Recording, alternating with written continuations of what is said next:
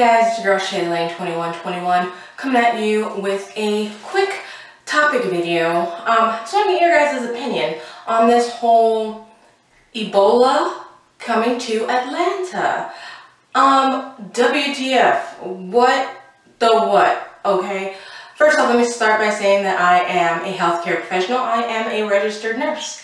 So I'm gonna try to say this in a manner that doesn't make me look like I'm uncaring, because I'm a very caring nurse. I have cried with patients. I've held patients' hands as they have died when I was in hospice. So please don't take this as, oh my God, she's a nurse and she's horrible. But I'm also a human being with a family. So let's just keep it 100, okay? How do y'all feel about them bringing over the two people that were infected with Ebola to treat them in Atlanta? Have y'all not seen the movie Outbreak? Or I'm sorry, but I just don't see why we are bringing a virus that has no cure into the United States. Why would you not let it be where it's at and keep it contained there? I feel like you're opening up so, many portals for that infection to become rapid here and, put us all in danger. They said they had nurses and doctors that volunteered to be on the unit that the patients are going to. As a nurse, I'm pretty sure I would not be volunteering. I'm sorry, but I'm just not doing that. I do surgery, I do ER, I do OR. I'm just not doing it. I think on that day, I would lose my job if someone told me, you have to work on this Ebola unit. That would be my last day of work. No lie. I'm sorry. I'm just being 100. So don't put me on no Ebola unit because I'm not doing it. It's not going down.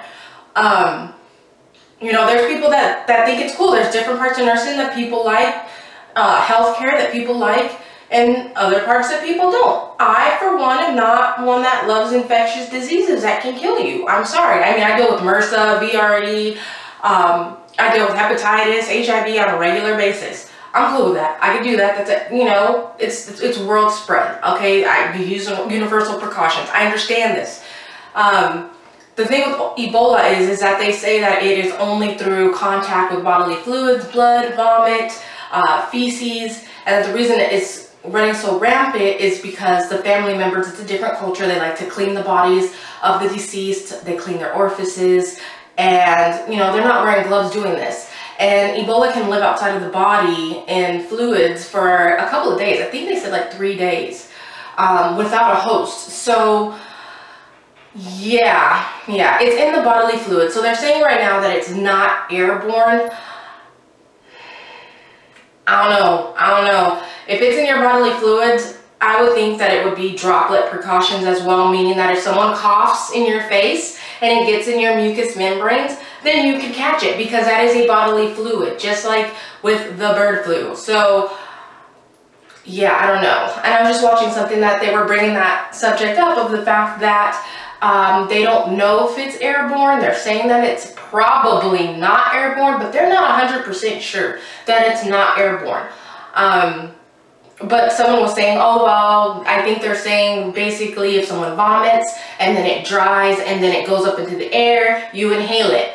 Well, then that's inhalation. That's airborne. So yeah, let's think about this. So you're taking someone, putting them on a plane, putting them in an ambulance, all throughout the city, taking them to the hospital. Now, this person's going to be in a negative pressure room. So basically, air can come into the room, but the air cannot come out of that room. So it basically recirculates in the patient's room. I don't know, man. I don't know. They're taking all precautions. I mean, they're in their full suits, and, they're doing masks, everything. So they're taking it as it can be transmitted anyway, basically, as it can be transmitted through the airway, contact, whatever. So they're all gowned up in their little suits and all that. So, I mean, I'm glad to see that they are taking full precautions, but I just kind of feel like it's a risk that did not need to be taken. I don't want to sound callous. I understand that these two people have families. I totally get that. I understand that. But I just feel like you are risking the whole country for 2 lives. And again, when I say it, to me that sounds harsh, that sounds cruel, but let's keep it real. You're risking the lives of the whole country for 2 people. And this disease has no cure. All you can do is comfort measures, monitor, make them comfortable, and hope that they ride out, you know, this virus. I do think that they were so gung-ho to do this because maybe they want to, you know, obviously do testing on these people that they have here. Hey, they're U.S. citizens. We can do testing on them. We can find out if we can find a cure for this and a vaccine. You know, there was a serum that was given to the female that hasn't gotten here yet. So obviously there are things that, you know, they have in the works. So I feel like this is just going to be an extra tool for them to be able to actually, sadly say, but, you know, use these people as test patients to really see, you know, what is this disease? Let's really, you know, be able to narrow down on it here on our turf. You know what I'm saying? So I'm sorry, but I just find it sketchy. And I'm not cool with it, personally. It freaks me out being a healthcare professional myself. And so I know people that are not in the healthcare profession are freaked out. But as of now, they say that there is no great threat. Again, unless you're in direct contact with one of the patients and their bodily fluids.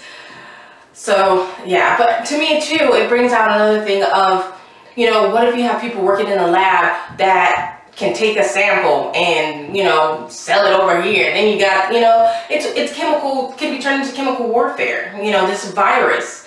So it's just very sketchy to me. It's an effed up situation.